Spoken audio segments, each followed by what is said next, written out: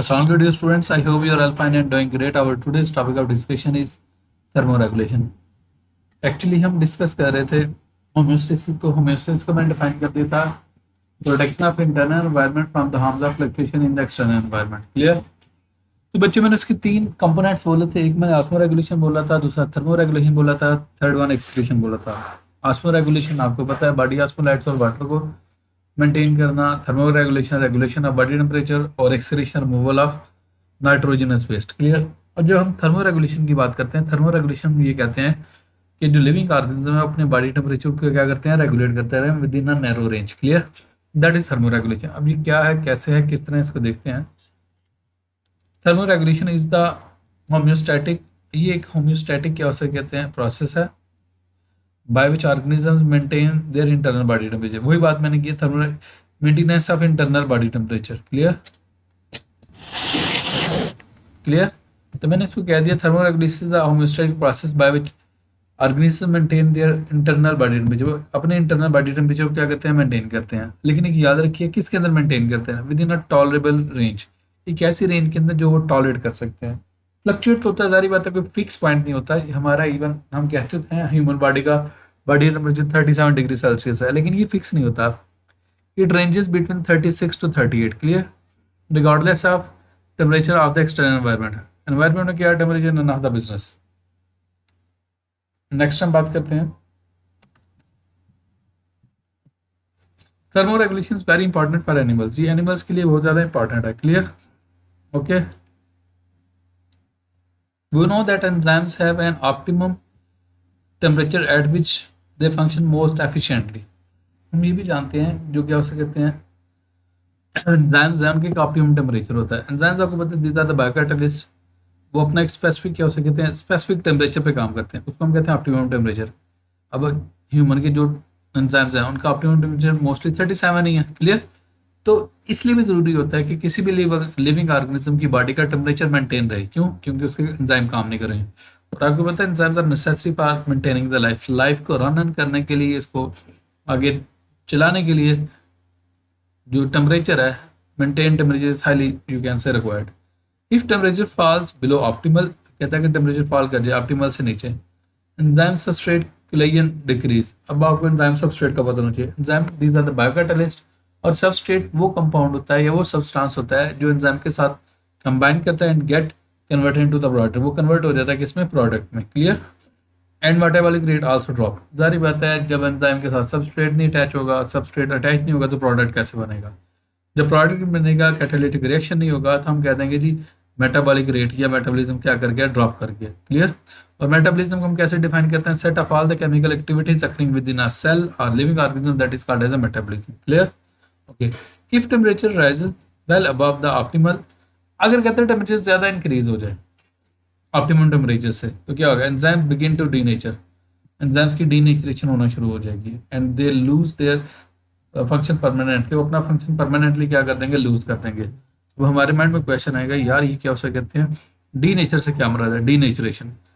मैं कहता हूँ loss of the globular structure of enzyme. Enzyme का जो ग्लोबुलर स्ट्रक्चर है उसका जो लॉस है ना, that is called as the denaturation. जो एंजाइम का एक स्ट्रक्चर मैं आपको शो करता हूँ जरा।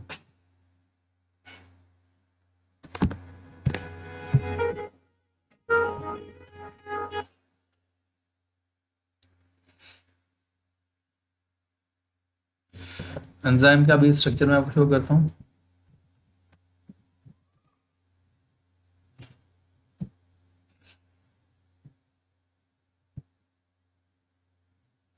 फर्स्ट कर लें, ये एक एंजाइम है, ये एंजाइम है, ये उसके साथ आगे सबस्ट्रेट अटैच होगा उसकी एक्टिव साइड पे and it will get converted into the product. या इस यहाँ पे देख लें, एंजाइम है, सबस्ट्रेट आया, अटैच हुआ एक्टिव साइड पे और वो कन्वर्ट हो गया किसमें, प्रोडक्ट्स में। Is it clear? अब बेसिकली मैं कहता हूँ जब एंजाइम का 3D शेप ही नहीं रहेगी, वो उसका स्ट्रक्चर लॉस हो जाएगा, तो फिर ये रिएक्शन नहीं होगा। और हाई टेम्परेचर पे यही काम होता है। ओके, नेक्स्ट हम देखते हैं। Similarly the lipid bilayer of cell membrane is temperature sensitive. वो जो लिपिड बाइलेयर है उसके भी क्या होता है, वो सेंसिटिव होती है, temperature sensitive. At high temperature cell membrane can lose their selective permeability. उसकी जो सिलेक्टिव परमेबिलिटी है ना, वो भी लॉस हो जाती है एट हाई टेम्परेचर। की बात करते हैं सेल मेम्ब्रेन की। और आपको पता है जो सेल मेम्ब्रेन है उसकी क्या उसे कहते हैं, हम कहते हैं that is selectively permeable, differentially permeable, clear, या पार्शियली परमिएबल। अब इससे मुराद क्या है, सेल मेम्ब्रेन है कुछ सब्सटेंसेस को तो गुजरने देती है, कुछ सब्सटेंस को गुजरने नहीं देती। ये बहुत इंपॉर्टेंट प्रॉपर्टी है किसकी, सेल मेम्ब्रेन की। जाहिर पता है जब ये उसकी एबिलिटी लॉस होगी तो सेल मेम्ब्रेन क्या क्या उसे कहते हैं, इंपॉर्टेंट रोल नहीं होगा। Low temperature can make membrane rigid and brittle, वो क्या रिजिड हो जाएगा, ब्रिटल, ब्रिटल मीन इजीली टूट जाएगी।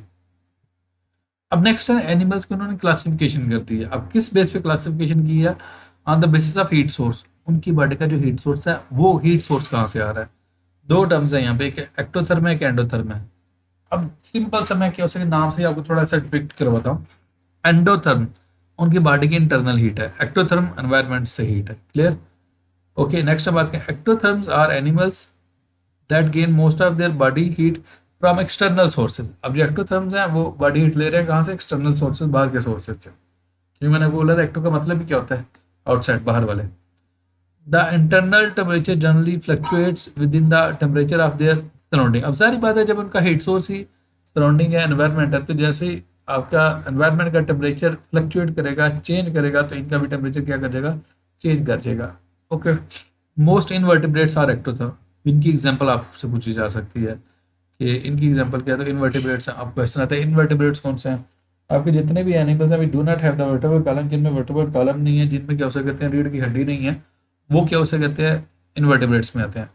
अब कहते हैं वर्टिब्रेट्स में कौन से हैं, among the vertebrates fishes, amphibians and reptiles are ectotherm. आपसे पूछी जा सकती है एग्जांपल के वर्टिब्रेट्स में कौन कौन से एग्जांपल एक्टोथर्म की, आपकी फिशेस आ जाएगी, एम्फीबियंस आ जाएंगे और रेप्टाइल्स आ जाएंगे। अच्छा, अब यहाँ पे मोस्टली क्वेश्चन ही पूछा जा सकता, फिशेस का तो आपको पता है, क्वेश्चन आता है एम्फीबियन क्या है और ये रेप्टाइल क्या है। मैं कहता हूँ amphibians wherever they live when they have to reproduce they will go in the water, और reptiles wherever they live when they have to reproduce they will come on land.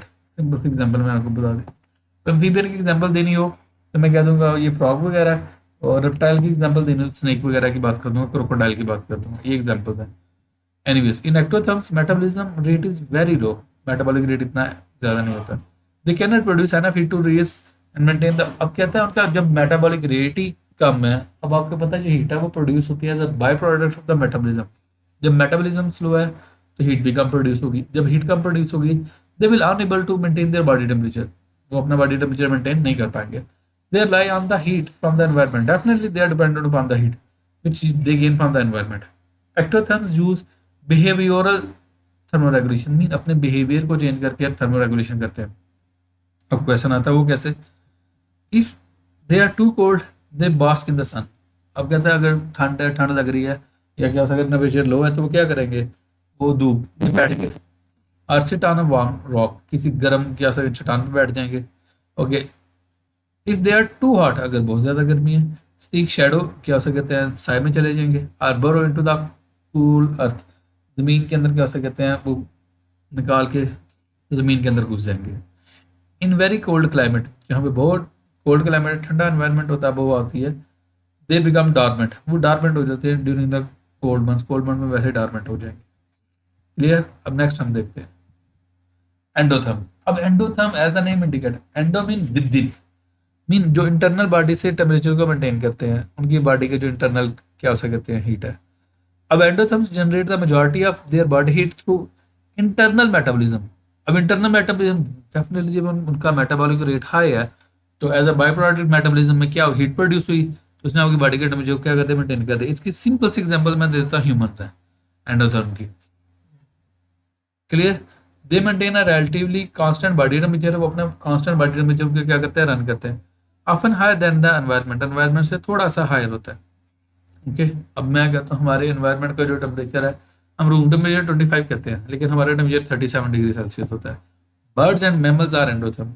Birds, इसकी example आपसे पूछा जा सकता है कि ectotherm की क्या एग्जांपल है, फिश, इन एक तो इनवर्टिब्रेट्स आ जाएंगे सारे उसमें दूसरा वर्टिब्रेट्स में फिशेस, एम्फीबियंस एंड रेप्टाइल्स हैं। While talking about the endotherm, जब एंडोथर्म की बात करूं, there are two example, one is the bird, other is the mammal. Clear.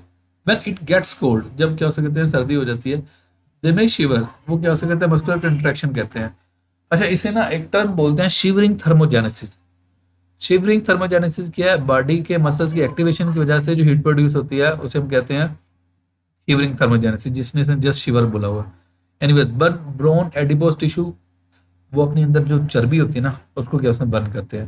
जाहिर बात है जब उसको ब्रेक करेंगे मेटाबॉलिज्म होगा तो हीट प्रोड्यूस होगी। मोस्ट एंडोथर्म्स हैव इंसुलेशन, अब वो इंसुलेशन भी करते हैं ताकि हीट लॉस वगैरह ना हो। सच एज हेयर, हेयर्स होते हैं, क्या होते हैं, फीदर्स होते हैं और फैट होता है। फैट आपको पता है चर्बी की तरह है, हेयर्स का आपको पता है। अब क्वेश्चन आता है फीदर क्या है। ये जो आपके बर्ड्स वगैरह होते हैं ना इनकी बॉडी के ऊपर जो होते हैं ना, क्या उसे कहते हैं, पर से होते हैं। मैं वो दिखा देता हूँ फीदर क्या होते हैं।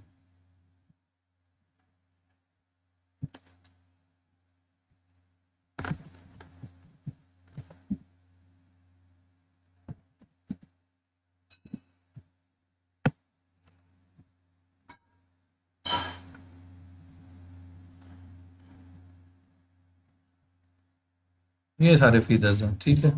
वैसे भी इनकी ये सारे फीदर्स हैं, फीदर का क्लियर। तो मैंने आपको ये शो कर दिया। एनीवेज बच्चे, यहाँ तक क्वेश्चन है, you can ask in the comment section. Thank you so much.